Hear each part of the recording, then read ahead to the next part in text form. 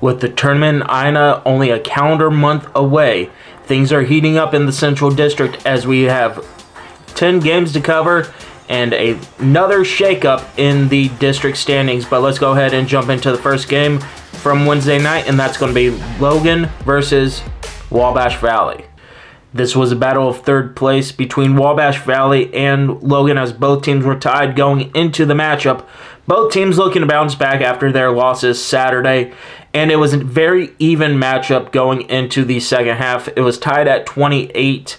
Both teams shot it relatively well. Both teams shot it relatively evenly. Logan, for the game, shot at 43.1%, while Wabash shot another scorching 49.1% from the field. Both teams hit their threes.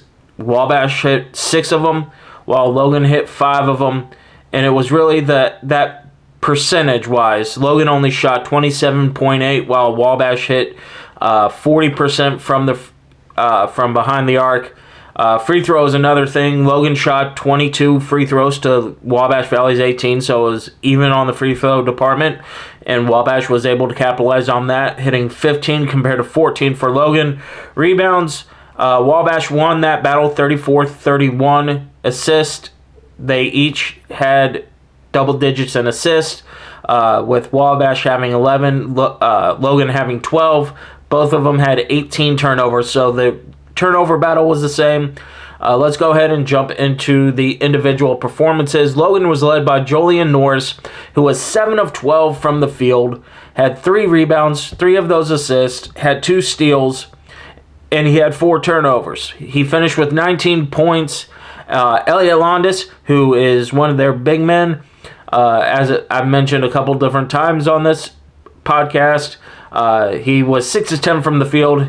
Got together defensively as he grabbed 4 of his 6 rebounds were on the defensive side. He had 2 steals. He blocked 2 shots. And he was not in foul trouble, which for the first time in a couple of weeks, that is a big plus for Logan. And they're going to need him coming down the stretch, especially when they get to Ina and that tournament. He finished with 13 points, but those were the only 2 in double digits for Logan. Bench play for Logan played some type of factor, but it wasn't a huge factor. They scored 20 of their 63 points off the bench. Let's go ahead and flip over to Wabash Valley now.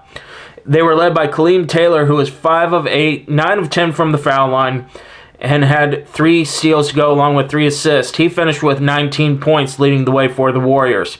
Brandon Razor Moore, he finally got back to being a good shooter. He was 7 of 13 efficient. He had 5 rebounds. He finished with 16 points. The other player in double digits was Lucas Henderson. He was the most efficient Wabash player, and he did it off of the bench. He had 15 points, 4 of 6 shooting, hit 3 threes while grabbing 5 rebounds and only having 1 turnover. The bench battle, like I said, Wabash finished with 20 points. So it was even on the bench battle, and it was a very close game from tip to final horn. Wabash was just able to pull it out in the second half. I told you they were tied at 28 going into the halftime. Wabash won the second half 45-35 for an overall 73-63 victory for the Valley Warriors. The next game on the docket is going to be SWIC versus Lincoln Trail, and unfortunately for Trail fans, you know how this one turned out, as SWIC was able to lead from the opening tip to the final horn and lead it convincingly, winning 92-62. They scored 50 points in the first half and shot the ball 48.6% from the field. They were 10 of 26 from behind the arc and shot 10 of 12 free throws, while only having 14 turnovers, having 24 assists, and winning the rebounding battle 50-35. Lincoln Trail, on the other hand, they shot the ball okay. They shot 33% from the field. They were 2 of 16, and that was their big downfall. They couldn't get it started from behind the arc. They were 10 of 15 from the free throw line. They had, like I said, 35 rebounds, so they lost that rebounding battle, which, again, that's crucial in this district. They had only 5 assists and 16 turnovers, so that's where, I mean, we saw this heading earlier. Let's go ahead and jump into some individual highlights. SWIC was led by Nazem Meckham, who was 6 of 11 from the field, 4 of 6 from the foul line. He grabbed 6 rebounds, had 5 assists, 3 turnovers for 17 points. Dallas Rufus had 16 points. He was 7 of 10 from the field. He had 9 assists, 5 rebounds, 2 steals, finishing with 16. Another player in double figures was Jamil Barber. He was 5 of 9 from the field, 4 of 6 from behind the arc. He really found his shooting stroke. He had 8 rebounds, 1 assist. He finished with 16 to go along with Rufus.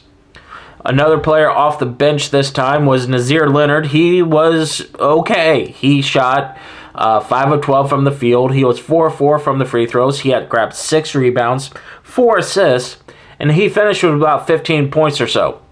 He also was led, the final one was Saxon Hopker. He was 6 of 10 from the field, and that's what Saxon really has done, is 6 of 10, be efficient, being able to grab a lot of rebounds. He grabbed 12 rebounds, both 6 offensive and 6 defensive rebounds in this game. He had 3 turnovers, so maybe time that up a little bit. But, I mean, overall, this was a great SWIC team win. Let's go ahead and jump to some Lincoln Trail highlights. They were led by, no surprise, actually, they were led by Ollie Offord, who has really stepped up the last couple of games. He finished with 13 points off the bench. He was 5 of 10 shooting, 3 of 3 from the foul line, grabbed 2 assists, or dished out 2 assists with grabbing a rebound. Gabe Amorgi was 6 of 9 from the field, grabbed 5 rebounds, 1 assist. But he turned the ball over 4 times. He finished with 12 points. Caden Huntenlocker finished with 10 points. He was 5 of 11 from the field. He has been one of their most consistent scorers all year around, and he gets into the double-digit scoring again here on Wednesday. He had 3 steals to go along with those 5 of 11 shooting, 2 rebounds, but he turned the ball over 6 times. He finished with 10, while Marlon Bennett was the last player in double figures for the Statesman. Another poor shooting night for Bennett. He was 3 of 9 from the field, 3 of 4 from the foul line. He grabbed 5 rebounds, 3 defensive, 2 offensive, so gave his team another chance to try to put some points up. He had a steal and he had a turnover. He finished with 10. But like I said, when you let a team score 50 while only scoring 20 in the first half, it's hard to come back by. In the second half, they made it a little bit closer, but SWIC was able to stretch it out to a 30-point win. As I said, 92-62. Second half, Lincoln Trail scored 40, while SWIC scored 42. So, again, great win by SWIC. They were able to build off of their win against Logan, while the Statesmen, man, this season has just not gone the way you wanted, and unfortunately, it only gets a little bit harder from here on out. The third game on the docket pits up Olney Central against Kaskaskia, and I said this was going to be the game of the middle of the week, and it turned out to be just that, as the Knights win 86-77, and they really let it slip in the second half as they had a 15-point lead going into the half. I will say this before I jump into any stats. I am extremely glad to see Coach Glash back on the sidelines, roaming the sidelines, and being able to lead his team to victory on his first outing out there. With that being said, let's go ahead and jump into the stats. Olney Central shot it very, very well from the floor. 57.9% from the field. Shot 7 of 20 from behind the arc. Free throws, 13 of 14. While Kaskaskia on the other side, they shot it well too. They shot 44.9% from the field. They only hit 4 threes, however, out of 23 attempts for a measly 17.4, and there it is. There's how Kaskaskia fell into a deep hole in the first half. Free throws were about the same. They were 11 of 13. Rebounding battle, Olney squeaked by with a 34-32 victory in that department. Assists, they dominated Kaskaskia, as Olney had 22 assists compared to Kaskaskia's 7 turnovers.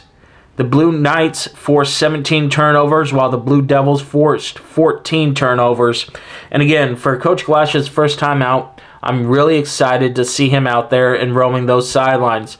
Some individual highlights. First, let's start for the Blue Devils of Kaskaskia. Caleb Jenkins led the way with 8 of 17 shooting, so not a great shooting night overall. Like I said, the team shot very well. He had 10 rebounds, however, 7 of them offensively, and had 2 blocked shots. He finished with 21 points. He also fouled out in this ball game. The next person was Will Vassar, who shot better. He was 7 of 13 from the field, 4 of 5 from the foul line. He grabbed 5 rebounds, finishing with 18 points. But he did have 4 turnovers. Lionel Hodges had 14 points off of a 7 of 12 shooting night. Again, none of the Blue Devils did not shoot well from behind the arc. Caleb Jenkins, like I said, was 2 of 6. Lionel Hodges was 0 of 3. Will Vassar was 0 for 3. Hodges was able to force 3 steals. He finished with 14. For the Blue Devils, it was just that poor shooting night. You put up 23 shots behind the arc and only net 4 of them. That put you into that deep hole in the first half. You were able to come back and make it a 4-point game a couple different times, but it was just Olney Central being able to take control of the game when it got too much for Kaskaskia, and they were led by JT Thomas, who was 13 of 15 from the field. He had 11 rebounds, 6 of them offensive, and had 3 assists, 3 steals. He finished with a game-high 31 points. He was not alone, however, as off the bench, Jacoby Thompson was 8 of 12, 4 of 6 from behind the arc. He really found his stroke.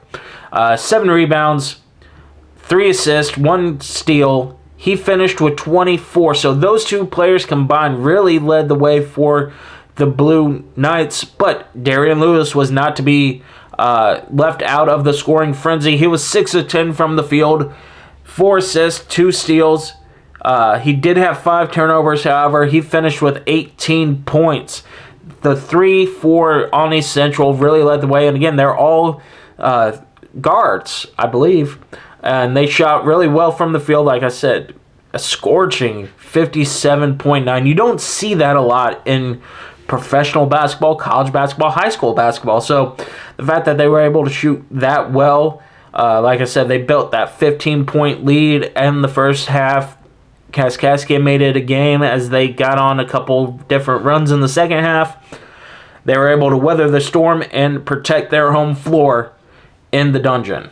The 4th game on Wednesday pitted number 5 Vincennes against the Shawnee Saints. And to start this game, Vincennes started very, very sluggish. They shot 20 of 57 from the floor. Shawnee shot 22 of 57 from the floor. Vincennes was 6 of 20 from behind the arc. Shawnee was 4 of 17 from behind the arc. Shawnee led this game by double digits into the second half before Vincennes got together and pulled out a victory of 67-62 as a very defensive battle, as I mentioned. Vincennes, however, was 21 of 29 from behind from the stripe, as Shawnee was 14 of 19. Rebounding battle, Vincennes handled that dominantly, as they have for most of this year, winning 48-28. They had 15 assists compared to Shawnee's 8, but they did have 14 turnovers, and the Saints only committed 7. So the rebounding battle really helps you a lot, but it doesn't help you when you turn the ball over twice as much as your opponent does. Like I said, Shawnee led by as many as double digits in the second half. They had an 8-point advantage at the half at 30-22.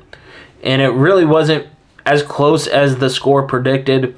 The Saints were led by Ladricus Pittman. He was 5 of 15 from the field for 14 points.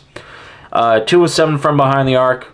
And he had 2 rebounds to go along with an assist and a steal. He had 14, as I said. Trayvon Thomas, he was 5 of 12 from the field. Again, this was just a poor shooting night all the way around for both teams. He was able to get 4 assists, 3 steals, 2 rebounds to go along with his 13 points. And those were the only 2 Saints in double digits, however, and those were the only 2 Saints with a lot of rebounds. Miles Lemon, he had 8 points, 3 of 4. He was the most efficient Saint on the floor. He grabbed 8 rebounds. he finished with 8. Johnny Anderson had 9. He was 4 of 10 from the field. He grabbed 5 more rebounds. But again, the Saints overall were just manhandled in the rebounding department. The Trailblazers were led by, surprise, surprise, LeBron Thomas.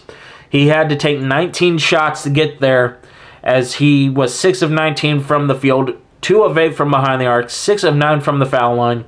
He was able to grab 5 rebounds, 2 assists, and only have 2 turnovers. He finished with a game-high 20 points. There were 2 other Trailblazers in double digits, just barely. Michael Osei-Bonsu, off the bench, was 4 of 12 from the field. He grabbed 9 offensive rebounds, 11 rebounds overall, so another double-double for Bonsu. He only finished with 10 points. Ryan Oliver was 3 of 6. He was the second most efficient Trailblazer on the floor. He was the most efficient starter on the floor. He was 3 of 6 from the field, 3 of 4 from the foul line. He grabbed 5 rebounds, had 2 assists. He finished with 10 points. But I said he was the second most efficient Trailblazer. The most efficient one was Demarion Yates. He was 3 of 3 from the field. He hit a tray in the second half. He was 2 of 4 from the foul line. He grabbed a couple of rebounds. He finished with 9 points. Again, the rebounding battle saved the Trailblazers. In the post-game comments, Coach Franklin was not happy with the way his team performed. And it showed because, again, number 5 team in the country was down by as many as 11 in the second half with 10 minutes to play. Vincennes needs to play better, and this is all hats off to Coach Sparks and Shawnee. They forced Vincennes to play out of their comfort zone, play from behind, and force them to do something they're not comfortable with. So congratulations, or all credit goes to Coach Sparks on that instant. And Coach Franklin said that he was going to change things up on Saturday. We'll talk about that later on when we get to Vincennes' game on Saturday. In the final game on Wednesday, what pitted Lakeland against Rend Lake in a GRAC battle. And this one was close from start to finish. Lakeland wins the game 80-74. They had a 12-point lead going into the half, but Rend Lake was able to outscore them in the second half, 42-36. Just not enough for the Warriors. As a team, the Warriors shot really well. They shot 50% from the field compared to Lakeland's 41.2%. They hit 6 threes, but Lakeland hit 12. Rend Lake was 6 of 19. Lakeland was 12 of 29. Free throws, Rend Lake was 14 of 26. Lakeland was 12 of 14. The Lakers win the rebounding battle 37-30. They had 17 assists compared to the Warriors' 12. And they only committed 12 turnovers compared to the Warriors' 16. So as the team stats, it was very even matchup, and it showed when we jump over to the individual players. Justin King, again, for people who have been here a while, surprise, surprise, when I talk about Rend Lake, I talk Justin King. He scored 28 points. He was 11 of 21 from the field, 3 of 5 from behind the arc. He also was 3 of 5 from the stripe. Had 4 offensive rebounds, 7 rebounds overall, 5 assists to go along with 4 turnovers. Again, 28 points for King. Dre Scott was finally that second arm that King needed, as he had 20 points off of a 7 of 10 shooting night, 6 of 8 from the foul stripe, had 8 rebounds, 3 steals, 2 assists for his 20 points. And Keith Robinson, he was not to be left out of the double-digit scoring battle for the Warriors. He had 5 of 7 from the field, hit 1 3 out of his 3 attempts. He was also 1 of 3 from the foul line. Had 3 rebounds, 2 assists, 2 steals. He finished with 12 points. Unfortunately for the Warriors, they had to rely solely on their starters, as their bench play did absolutely nothing. And when I said did absolutely nothing, Alex Jackson was the top rebounder off the bench with 4 rebounds. He also had 4 turnovers. Nobody scored on the bench for Rend Lake. Let's flip over to Lakeland, and this is where Lakeland won the game. Their bench play. Tyler Chapman had 16 points, second leading scorer for the Lakers. He was 5 of 9 from the field, had 8 rebounds, 2 assists, 1 steal. Like I said, the Lakers had 4 players score off their bench, led by Chapman. Rend Lake had nobody. They had relied solely on their starters. Sean Dekonovich was the leading scorer overall for the Lakers, 9 of 16. He hit 4 of his 8 attempts from behind the arc, had 5 assists to go along with 5 rebounds, had 5 turnovers as well. He finished with 22 points. Aaron Davis was another starter in double figures for the Lakers. He was 4 of 11 from the field, 2 of 5 from behind the arc, had 5 assists, 3 steals, 2 turnovers. He finished with 14 points. And Johnny Jones, he was money from behind the arc. He was 3 of 7 from behind the arc, 3 of 9 overall shooting-wise. Had 4 rebounds, 1 assist, 1 steal to go along with 10 points. And again, like I said, that bench play, you look at the bench play, and it just shows why Rend Lake fell to Lakeland. If they had some help off of the starting 5, they win this ball game. It was close in the second half. Like I said, Rend Lake was able to cut it to 6, but unfortunately, no bench play is not going to win you a game. And the Warriors are having a struggle-type season. So with Wednesday games out of the way, let's go ahead and jump into Saturday's games. All of these games tipped off at 3 p.m. Eastern. Let's start with the Battle of the Warriors, Rend Lake versus Wabash Valley in the Spencer Sports Center. And Wabash Valley was able to hold home floor. They have not lost on their home floor all year round, so protecting that floor is, like I always say, it's vitally important in this district. This was a GRAC game, and both teams, again, shot over 40%. Wabash Valley shot 53% from the field, while Rend Lake shot 42%. Rend Lake hit 6 threes. Wabash Valley hit 12 threes. Wabash was 12 of 26. Rend Lake was 6 of 19. Free throw-wise, Rend Lake shot 7 of 9 to Wabash Valley's 1 of 5. The rebounding battle was close, but the Wabash Valley Warriors win this one 30-29. They also had 20 assists compared to Rend Lake's 14. Turnover battles, both teams took care of the ball. Rend Lake had 10 turnovers compared to Wabash Valley's 6. Let's go ahead and jump into the individual stats to see where Rend Lake fell short. They actually did lead in the first half, 35-33, but Wabash Valley was able to pull out in the second half and dominate and protect that floor. And it was led by, surprise, surprise, when it comes to home floor, Brandon Razor Moore. He was 8 of 15 from the field, hit 5 trays, grabbed 3 rebounds, 2 assists, had a steal. He finished with game-high 21 points. Kaleem Taylor was 7 of 13 from the field, grabbed 7 rebounds, had 8 assists with no turnovers, and it had 2 steals. He finished with 14. Androne Sprinkles had 11. He was 5 of 12 from the field, hitting a 3, grabbing 5 rebounds, having 3 assists to go along with 2 steals. And Daniel Robinson had 10 points off of a 3 of 5 shooting night. All 3 of his field goals were from behind the arc, as he had 6 rebounds, 3 assists, 1 steal, 1 block, 1 turnover. He finished with 10 points.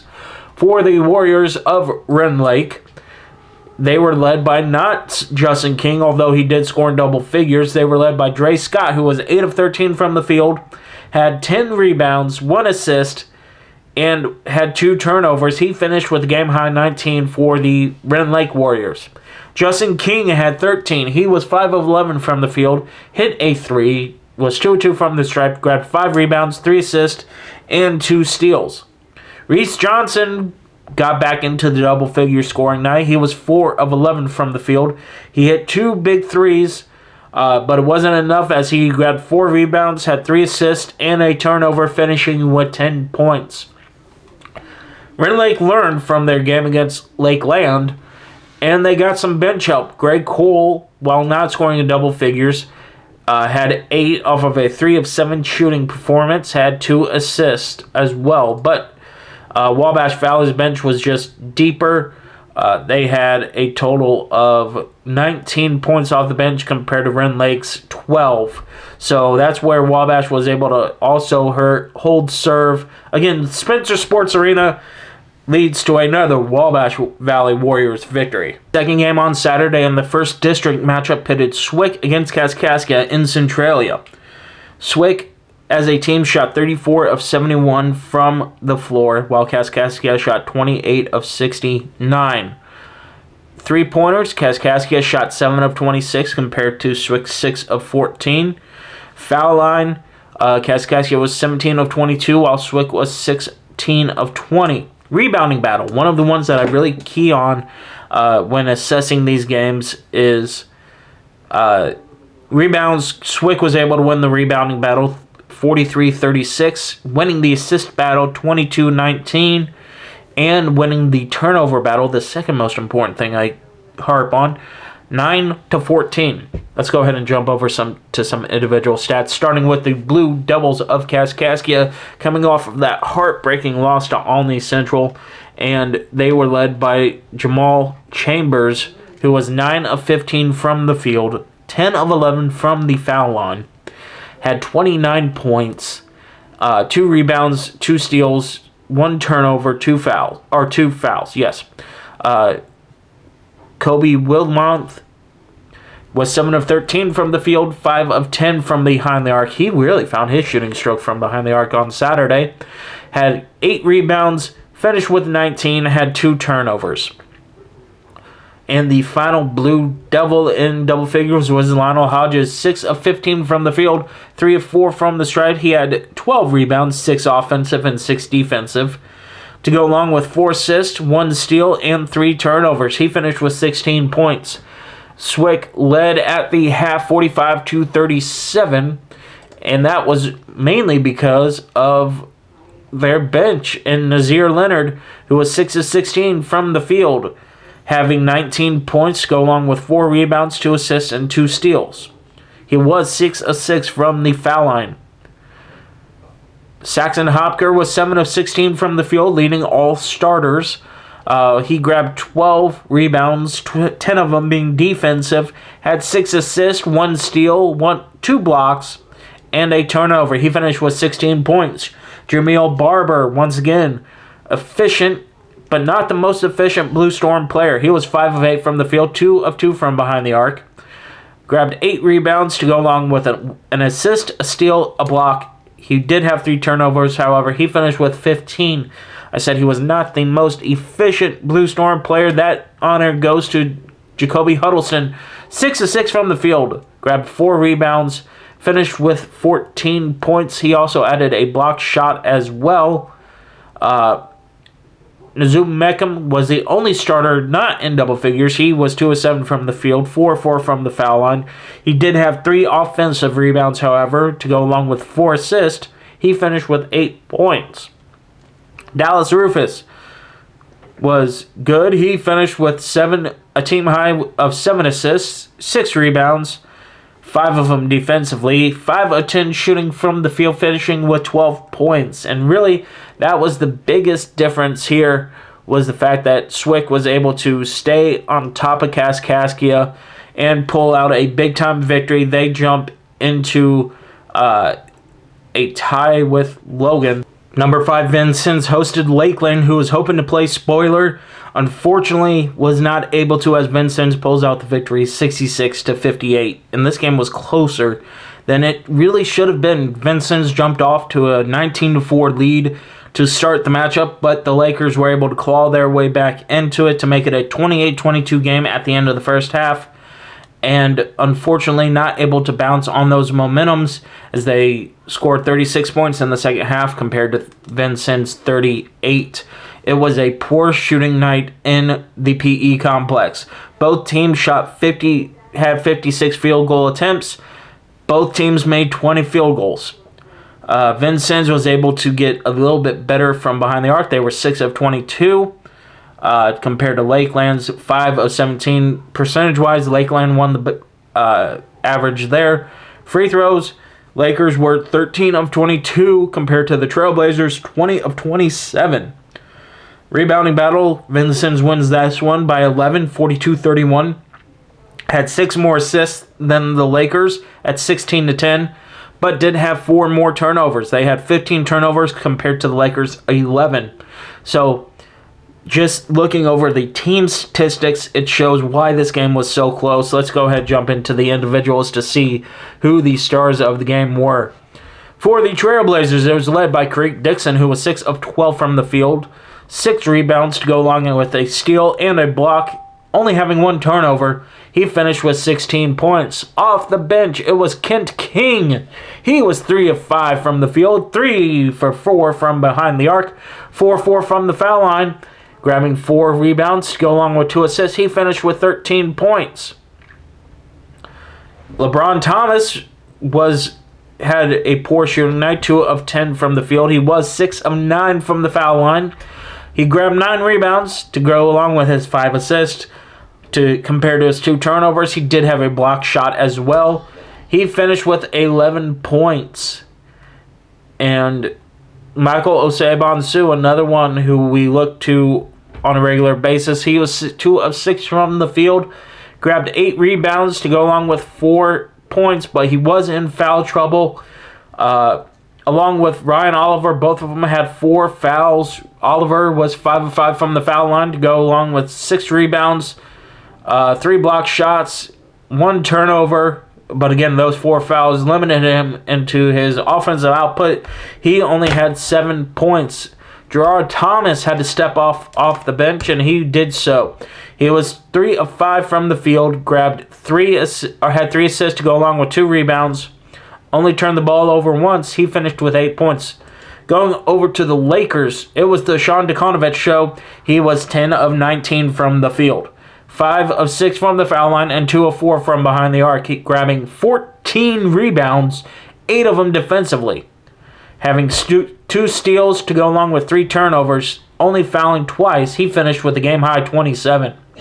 Tyler Chapman was 6 of 16 from the field, hitting 1 3, having 4 assists to go along with 1 rebound, 2 steals, and 1 foul. He finished with 13 points. Johnny Jones was close to being in double figures. He finished 2 of 7, 1 of 5 from 3-point land, having 4 of 8 from the foul stripe, grabbing 3 rebounds, 2 assists, and a steal to go along with a turnover. He did, however, have 3 fouls, finishing with 9 points. The biggest difference as I look into the box scores is the fact that 2 of the Lakers players, starters, Aaron Davis and Samuel Hincapié, did not score. They only contributed 2 rebounds for Davis and 1 rebound for Hincapié, and really were non-factors compared to only Matthew Nader Colombo for Vincennes didn't score. Yes, Bonsu only had 4 points, but he was able to put some offensive production out there. And then you had De'Ari Duncan having 3 points for the Lakers, grabbing 3 rebounds. He was in a little bit of foul trouble. He finished with 3 fouls. And Salah Halanoui was 1 of 4 from the field. He finished with 2 points. So it really was just the Sean Dekonovich show with backup dancer Tyler Chapman. They were able to make it a close game in the PE complex. However, Vincennes once again was able to pull out the victory. Wednesday night, Shawnee was looking to upset number 5 Vincennes. They were not able to. Saturday, they were able to upset number 25 Olney Central 80-69. They led 37-30 at the break and expanded that lead, winning the second half 43-49. As a team, the Saints shot 45% from the field, 50% from behind the arc, compared to Olney Central's 38.5% from the field and 19.2% from behind the arc. Free throw-wise, both teams shot about 20 free throws. Shawnee was 17 of 22 compared to Olney Central's 14 of 20. Rebounding. The Saints win this battle 44-34. They do lose the turnover battle 8-6. So you win the rebounding battle by 10-plus rebounds and only lose the turnover battle by 2 points. You're going to be able to win a lot of ball games, including the fact that you hit 9 threes and were 50% from the behind the arc. Let's go ahead and jump into some individual stats and see where all this happened. The Saints were led by Ladricus Pittman, 6 of 12 from the field, 7 of 8 from the foul line, to go along with 5 rebounds, 2 assists, 1 turnover, 1 foul. He finished with a game-high 20 points. Miles Lemon was 6 of 12 from the field, all inside the arc. 4 of 4 from the foul line. He grabbed 10 rebounds, had 3 blocked shots against the Blue Knights, and had 16 points. He was in foul trouble, however. He had 4 fouls. Johnny Anderson was able to get into double-digit scoring with 14. He was 4 of 14 from the field, 2 of 7 from behind the arc, 4 of 6 from the foul line. He did lead the team, however, in rebounds with 12 of them.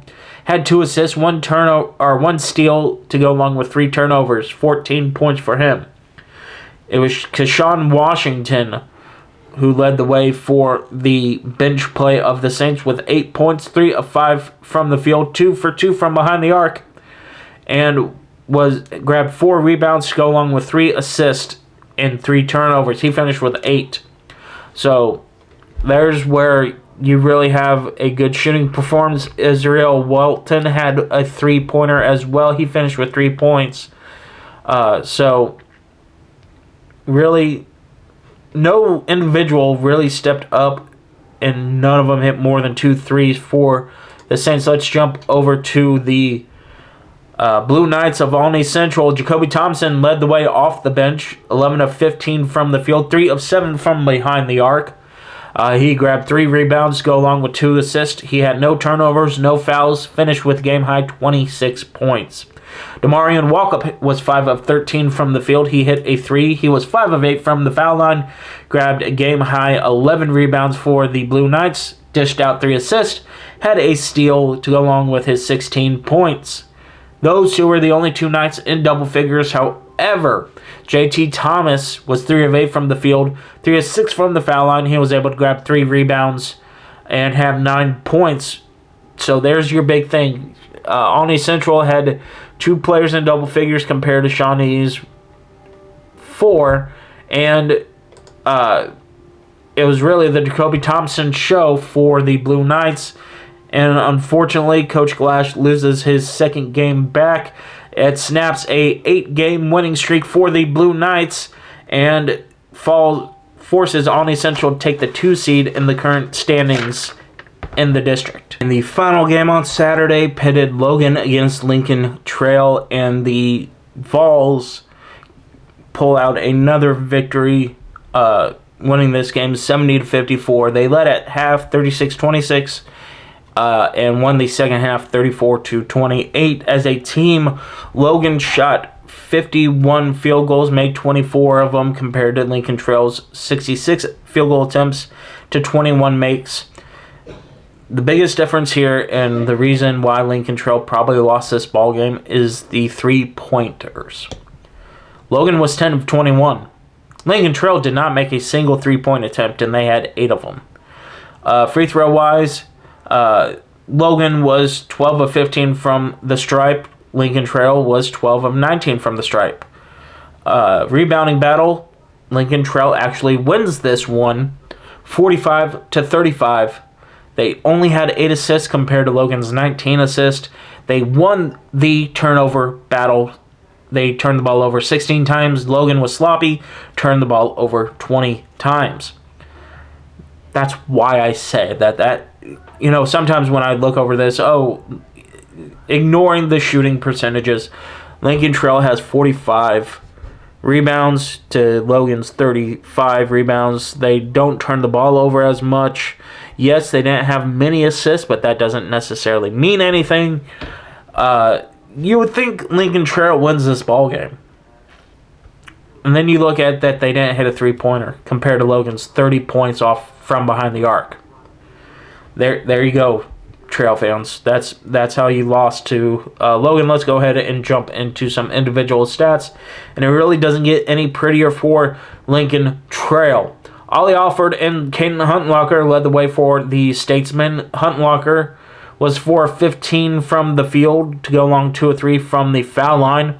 Had 7 rebounds, 2 assists, 1 steal, had 4 turnovers for 10 points.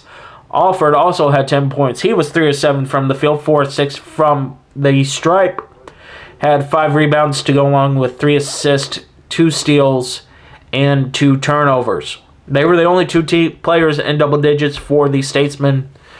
You had 3 players with 6 points, led Jamaris McCray off the bench, led the way for the Statesmen. He was 2 of 10 from the field with 6 points, had 4 rebounds, and 1 assist, 1 steal. Jackson Rose was a starter who was 3 of 11 from the field with his 6 points, grabbed 4 rebounds, 1 steal, and 2 fouls. And Marlon Bennett was 3 of 8 from the field with 6 points, had 3 rebounds, 1 assist, 2 steals. So, again, it shows a little bit of the picture when you look at the team stats. When you look at the individual stats, only having 2 players in double digits, and they barely get that, shows that, yes, you spread the ball out, but you didn't have anybody with more than 3 assists, and that was led by Ollie Alford, compared to Logan on the other end. Julian Norris led the way with 23 points. He was 9 of 12 from the field, 3 of 4 from behind the arc, had 4 rebounds, 4 assists to go along with a steal in his 23 points. Jordan Logan got into double-digit scoring again. He was 2 of 5 from the field, hit a 3, was 5 of 6 from the foul line. Had 6 rebounds to go along with an assist, a steal, and a block. He did turn the ball over 4 times. Caden Hawkins had 11 points, 4 of 7 shooting, 3 of 6 from behind the arc. There you go, ladies and gentlemen. Julian Norris and Caden Hawkins each hitting 3 threes. Also having 3 steals to go along with 5 of 6 and 4 rebounds. He finished with 11, did Hawkins. Elliot Londis had 7 points off the bench, 3 of 6 shooting, had 8 rebounds to go along with an assist, a steal, and a block. He did turn the ball over twice. He finished with 7. So again, you had 2 players that barely scored double digits for Lincoln Trail compared to Julian Norris, who outscores them by himself. And then you have 3 players with 6 points, while Logan and Hawkins were able to almost do that by themselves as well. That's how Logan is able to win this game 70-54. I teased it in the intro, and I teased it when I went over Olney Central's loss against Shawnee. We had another shakeup in the standings, but let's go ahead and jump into those standings. If the tournament were to start today, Vincennes takes the number 1 seed. They are 9-1 in the district, 22-2 overall. Olney Central 9-2 in district play, 18-5 overall. Wabash Valley would get the 3 seed, 6-4 in district play, 13-6 overall. We have a tie atop for the 4 slot.